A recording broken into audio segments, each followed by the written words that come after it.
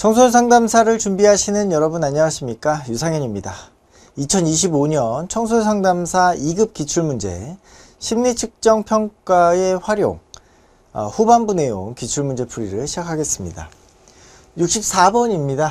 K-Ways for 소검사인데요. 설명으로 옳지 않은 것은 자 1번 순서화는 작업기억 지표의 이제 보충 소검사다 이렇게 되어 있죠. Ways for니까요. 언어 이해, 지각 추론, 작업 기억, 처리 속도 뭐 이렇게 되어 있잖아요. 요 중에서 네, 작업 기억, 그죠? 작업 기억의 내용들. 작업 기억에는 이제 산수, 그 다음에 뭐 숫자, 그리고 나서 순서화가 이렇게 보충 소검사로 들어가 있다 이렇게 얘기할 수 있죠. 그 다음에 처리 속도 2번에 이제 기호쓰기 처리 속도 지표의 핵심 소검사 기호쓰기 동형 찾기 그죠? 그 다음에 지우기가 있죠. 지우기 이렇게. 그 다음에 3번의 이해는 언어이해 지표의 보충 소검사다 이렇게 되어 있죠. 그래서 언어이해 공통성, 그 다음에 뭐 상식, 어휘, 그 다음에 이해가 이제 보충 소검사로 들어가 있다. 그 다음에 지각 추론. 지각 추론은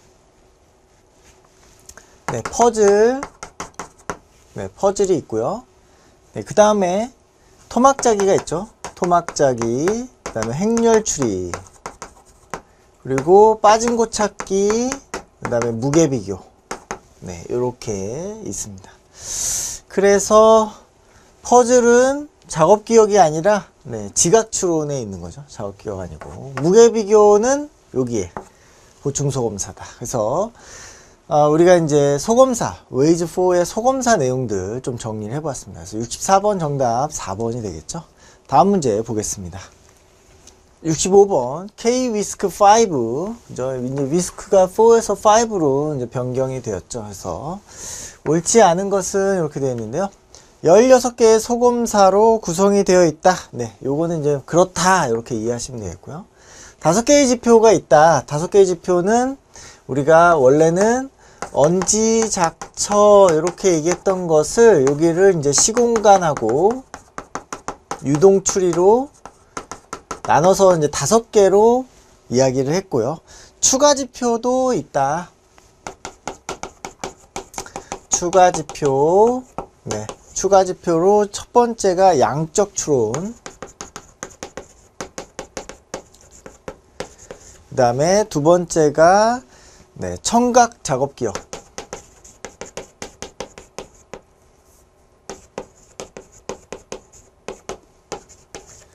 네, 세 번째가 비언어. 그 다음에 네 번째가 일반 능력. 다섯 번째가 인지 효율. 뭐 사실 일반 능력과 인지 효율은 4에서도 사실은 있었죠. 요 두 개 합쳐서 요거 두 개씩 합쳐가지고 이렇게 나왔었잖아요. 그래서 요거는 있었죠. 근데 이제 요 세 개가 사실은 더 추가됐다 이렇게 좀 볼 수 있겠죠. 그렇게 요렇게 5개의 기본 지표, 5개의 추가 지표가 있다. 요게 이제 기본 지표, 추가 지표 5개 이렇게 이제 보시면 되겠고요. 시공간 기본지표 산출에 행렬 추리 점수가 반영된다 이렇게 되어 있는데 네, 요거는 이제 유동 추리에 반영된다. 네, 시공간 지표에는 행렬 추리가 아니고 네, 요거는 이제 유동 추리에 반영된다. 단어 추리 소검사는 이제 오판에서 삭제됐다. 요거는 이제 그렇다라고 여러분은 기억하시면 되겠고요. 그 다음에 소검사 3개가 추가가 됐는데 그 소검사 3개가 추가된 게 무게 비교, 그 다음에 퍼즐, 그 다음에 네, 그림 기억이에요. 사실은 이렇게 보면은 무게 비교하고 퍼즐은 원래 웨이즈에 있었던 거잖아요. 그러니까 이제 웨이즈에 있었던 두 개를 가지고 왔고, 이제 그림 기억이라는 거를 더 추가했다. 이 정도만 기억하시면 돼요. 근데 이제 그림 기억이라는 것도 우리가 좀 생각을 해보면, 청각 기억이 있잖아요. 청각 기억, 우리 이제 숫자나 산수 같은 게 이제 주로 청각 기억이잖아요. 이제 그것에 대비해서 이제 그림 시각 기억을 추가한 거다, 이렇게 조금 밸런스를 맞춘 거다, 이렇게 이해하시면은 좀 쉬우실 것 같아요. 그래서 요게 이제 5로 오면서 변화된 내용들에 대해서 조금 정리를 여러분들이 해주시면 되겠습니다. 65번 정답 3번이 되겠네요. 다음 문제 보겠습니다.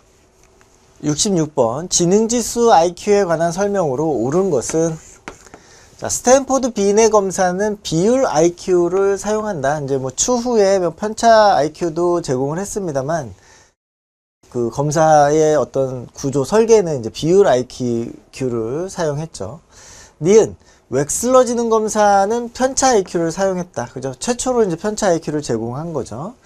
디귿 치료적 혹은 교육적 개입 방안에 대한 정보를 제공해 줄 수 있겠다. 그죠? IQ를 통해서 뭐 학업이라든지 그 사람에 대한 어떤 능력, 지적 능력이라든지 뭐 이런 것들을 제공할 수 있잖아요. 자, 리을 지능검사 제작 후 시간이 지남에 따라 IQ가 바뀌어요. 점점 올라갑니다. 왜냐면 시간이 지나면서 그 문제들이 어떻게 돼요? 점점 쉬운 문제가 되는 거죠. 뭐 이렇게 뭐 정보가 오픈되는 그런 부분들도 있지만, 우리가 기술이 발전하면서 이제 그 IQ가 좀 상승하는 효과가 있는데, 얘를 플린 효과라고 합니다. 그래서 플린 효과.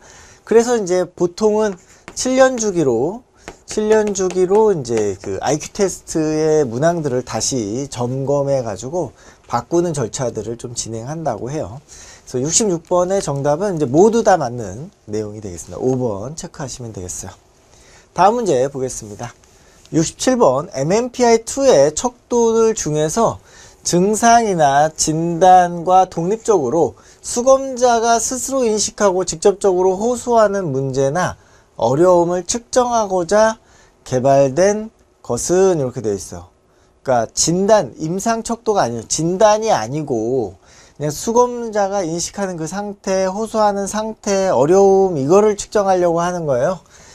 이거를 측정하고자 개발한 내용은 무엇이겠느냐? 이것은 이제 내용 척도라고 합니다. 내용 척도. 여기에는 이제 그 진단과는 독립적으로 그 내용을 검증하기 위해서 만든 척도다, 이런 식으로 얘기는 되어 있습니다만, 어떤 의미에서는 뭐예요? 그 MMPI에서 그 진단 척도가 이제 경험적으로, 경험 증거로 이제 우리가 개발이 되다 보니까 자꾸 이제 중복되는 부분들이 많고 뭔가 변별이 잘 안 되는 그런 부분들이 많아서 논리적으로 좀 구성한 거죠. 논리적으로. 그래서 내용 척도를 구성해서 이제 제공하고 있다. 그래서 67번의 정답 2번이 되겠습니다. 다음 문제 보겠습니다. 68번 MMPI-2에서 코드 유형 해석에 관한 설명으로 옳은 것은, 자, 1번 죄책감에 사로잡혀 있고 일반적으로 두려움이 많다. 죄책감, 두려움, 그죠? 죄책감, 두려움은 아무래도 이제 뭔가 걱정, 두려움, 긴장 이런 것이니까 27 코드가 조금 더 뭔가 죄책감과 관련되어 있는 것이 많지 않겠느냐, 이렇게 볼 수가 있겠고요. 2번 미성숙하고 자기중심적이고 대인관계가 피상적이다, 이렇게 얘기했으니까 미성숙하고 대인관계가 피상적이다 그러면 아무래도 9번 척도 또는 4번 척도 이런 것들이 영향을 주겠죠. 그래서 4번, 9번 반사성 척도가 되지 않겠느냐. 3번 행동화와 이에 관련된 죄책감, 후회를 주기적으로 반복한다, 이렇게 되어 있어요. 행동화, 죄책감이니까 범죄를 저지르고 후회하는 그런 척도예요. 그러니까 얘는 범죄를 저지르는 4번 코드, 그 다음에 그 후회를 주기적으로 반복하니까 뭐 2번 코드 또는 3번 코드요. 그래서 4번, 2번, 저는 이제 4번, 2번이 조금 더 맞지 않겠나 싶어요. 4번, 3번도 영향이 있겠습니다만, 그죠? 그 다음에 충동 통제가 어렵고 비난에 예민하고 만성적으로 적대적이다 이렇게 되어 있는데요. 네, 요거 이제 46 코드인데요. 요거는 뭐예요? 수동 공격성이라고 합니다. 수동 공격성. 우리가 이제 스칼렛 오하라의 V, 벨리 이렇게 얘기하잖아요. 그래서 임상 척도가 이렇게 있으면 요게 이제 5번이다 라고 했을 때 요러한 특징, 요게 이제 4번이고 요게 이제 6번이면 요러한 벨리를 우리가 이제 그리는 척도, 수동 공격형이라고 합니다. 자, 5번 무책임하고 충동적이고 알코올 중독이나 법적 문제가 일반적이다 이렇게 돼 있어요. 그래서 법적 문제가 자꾸 나타나고 알코올 중독 무책임하고 그러면 얘도 4번 9번일 가능성이 좀 있겠다. 근데 얘는 4번 2번일 가능성도 있어요. 그죠? 알코올 중독 이런 것들이 이제 2번 척도 때문에 좀 높아지는 경우들이 있을 수 있습니다. 자, 그래서 68번의 정답은 4번 체크하시면 되겠네요. 다음 문제 보겠습니다. 69번 세로토닌 방출이 결정적인 역할을 한다라고 클로닝거가 제안했어요. 기질 차원의 척도 TCI에서 척도가 이제 기질 척도가 있고 성격 척도가 있죠. 네, 기질 척도에는 자극 추구, 위험 회피, 사회적 민감성, 그죠? 그리고 인내력이 있어요. 인내력, 그죠? 그 다음에 성격 척도에는 자율성, 그죠? 자율성, 연대감, 그 다음에 자기 초월, 요렇게 이제 있습니다. 여기에서 세로토닌과 영향이 있는 것은 뭐예요? 여기. 네, 요거죠. 위험 회피, 세로토닌. 그리고 얘는 이제 도파민이죠. 뭐, 노르에피네프린, 뭐 이런 식으로 갈 수 있겠죠. 그래서 위험 회피와 관련된 세로토닌의 역할이다. 이렇게 이제 보시면, 네, 4번이 정답이 되겠네요. 그죠? 다음 문제 보겠습니다. 70번 다음 사례에서 PC의 특징을 반영하는 심리검사 결과로 적절한 것은, 네, 이제 사례를 제공하고 심리검사를 어떻게 보면 유추해봐라 이런 내용이 되겠죠. PC는 자유분방하고 감성이 풍부하지만 충동적이고 인간관계에서 갈등이 잦아요. 그래서 충동성이 있고요. 그 다음에 관계 갈등이 있죠. 친밀한 관계를 오래 유지하지를 못해요. 다른 이들을 의심하고 불안을 경험하면서도 의심, 그 다음에 불안도 있고요. 타인에게 많은 것을 요구하고 양가 감정을 경험합니다. 양가 감정. 타인에 대한 이상화 평가절하를 오가고 자아 정체감이 불안정한데 동료들이 자신을 공격했다라고 생각하고 자살을 반복했어요. 시도가 있었습니다. 굉장히 이제 이 PC에 대해서 특징을 이야기했는데, 우린 뭐 물론 문제를 풀어야 되지만 그 이전에 이제 상담사로서 굉장히 힘든 분이구나, 힘든 사람이구나, 지금 살아나가는 게 굉장히 어렵겠다 이런 생각이 좀 들잖아요. 어떤 측은지심이 드는 그러한 내담자인 것 같아요. 그랬을 때 이 특징을 반영하는 검사 결과를 좀 찾아보자는 거예요. TCI에서 충동성이 높다고 했으니까 자극 추구가 높겠죠. 그 다음에 위험 회피 점수가 3분 분할점에서 모두 높음, 그죠? 충동성이 높고 의심과 불안이 높으니까, 예, 자극 추구도 높고 위험 회피도 높은 하이하이, 그죠? 하이하이고, 그 다음에 여기에서는 뭐 따로 나오진 않았습니다만 사회적 민감성은 굉장히 낮을 수 있겠죠. 이러한 특성을 보일 수 있겠죠. 그 다음에 PAI에서의 보더라인, 왜냐면 이상화 평가절하 왔다 갔다 한다고 했으니까 양가 감정이 있고요. 그 다음에 자살 시도도 많고, 그러니까 보더라인 척도의 점수가 70점 이상인 게 뭐 우리가 특징이 전혀 이상하지가 않겠죠.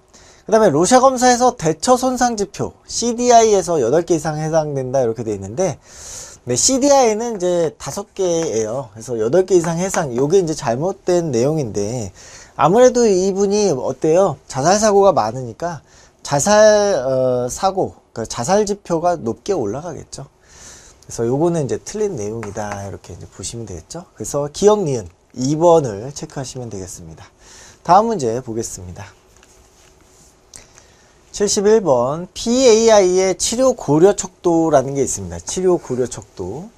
이 치료 고려 척도는 PAI 치료 고려 척도. 얘는 이제 5개예요. 그래서 꽤 이제 문제로 많이 호출이 되는 친구인데요. 5개. 첫 번째는 뭐냐면 공격성 척도예요. 그러니까 상담을 할 때, 치료를 받을 때 이 내담자가 공격성이 높으냐, 이게 이제 좀 중요하겠죠. 특히 이제 이 PAI는 그 범죄자, 그죠? 교정기관 안에 있는 그 범죄자를 대상으로 많이 타당화를 한 검사예요. 그러다 보니까 이 교정기관 안에 수감되는 중에 공격성이 높으면 좀 관리를 해야 되잖아요. 그래서 이게 공격성 척도가 들어가 있어요. 두 번째로 자살 문제가 있는지, 자살 관념 척도가 있어요. 이것도 우리가 좀 잘 봐야 되잖아요. 그래서 자살 시도가 이제 높다 그러면 좀 주요 인물 아니겠습니까? 그래서 자살에 대한 부분들 우리가 좀 체크를 해야 됩니다. 그 다음에 이제 스트레스 척도예요. 네, 스트레스 상황이 높은지 안 높은지 이걸 좀 확인을 하는 것이고요.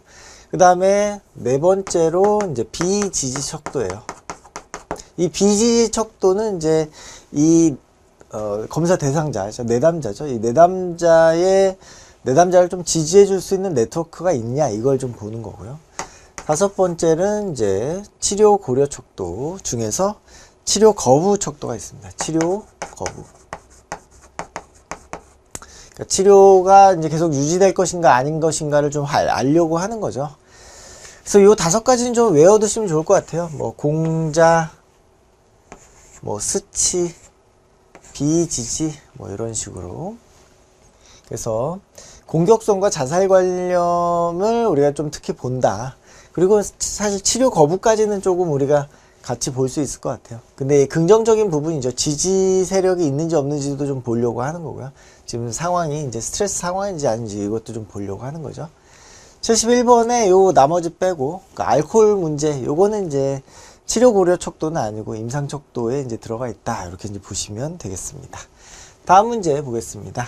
72번 TAT에 관한 설명입니다. 옳지 않은 것은, 자, 1번 머레이 방식으로 실시하는 경우에 2번의 회기로 나누어서 실시를 하죠. 그래서 총 우리가 실시하는 게 이제 20장을 가지고 실시를 하는데요. 20장. 그래서 나눠서 이제 10장, 10장. 보통 10장을 하면 1시간 정도 걸리는 것 같아요. 그래서 이제 보통 두 번에 나눠서 좀 하는 것 같습니다. 자, 2번. 수검자의 연령과 성별에 따라서 도판을 선정해야 된다. 그죠? 연령, 보이냐, 거리냐, 그 다음에 성인 남성, 성인 여성, 이렇게 이제 정해야 되겠죠. 3번.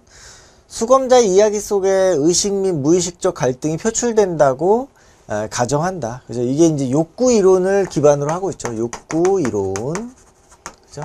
그래서 무의식적 갈등이 여기에 이야기 속에 있다. 이걸 보는 거죠. 그 다음에 4번. 욕구 압력 분석법은 첫 단계에서 수검자가 지각하는 문제를 찾는 것. 수검자가 지각하는 문제를 찾는 게 아니라, 그죠? 주인공과 환경, 그죠? 거기에 압력을 우리가 확인하려고 하는 거예요. 그래서 처음에는 이제 주인공이 누구인지를 먼저 찾죠. 그 다음에 5번. 통각은 객관적 자극과 주관적 경험의 상호작용으로 만들어진다. 그죠? 통각이라고 하는 것은 이야기를 만드는 어떤 전체적인 과정을 통각이라고 해요. 그래서 객관적 자극과 주관적 경험의 상호작용을 통해서 이야기가 만들어진다는 거예요. 그래서 이 TAT는 이제 로샤와는 다르게, 로샤는 상상하지 말라고 하는데 TAT는 가급적 상상을 많이 해서 얘기해라. 그래서 이야기를 생성하는 과정, 그 어떤 감각을 통각이라고 하는 거고요. 객관적 자극과 주관적 경험의 상호작용을 통해서 이야기가 만들어진다, 이렇게 이제 보고 있는 겁니다. 그래서 72번은 4번이 옳지 않은 내용이 되겠죠. 다음 문제 보겠습니다. 73번 객관검사와 비교해서 투사검사의 장점이 뭐냐. 사실 이제 투사검사의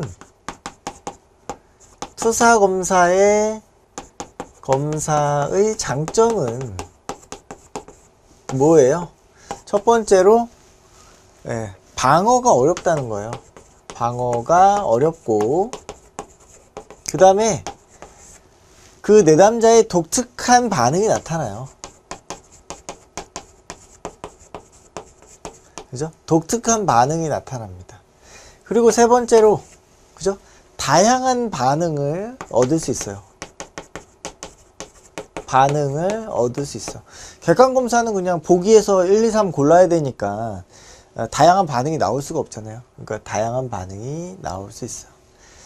그러니까 여기에서의 이제 이런 다양한 반응, 독특한 반응, 이런 것들은 또 무의식에 관련된 무의식적 단서를 제공하는 거잖아요.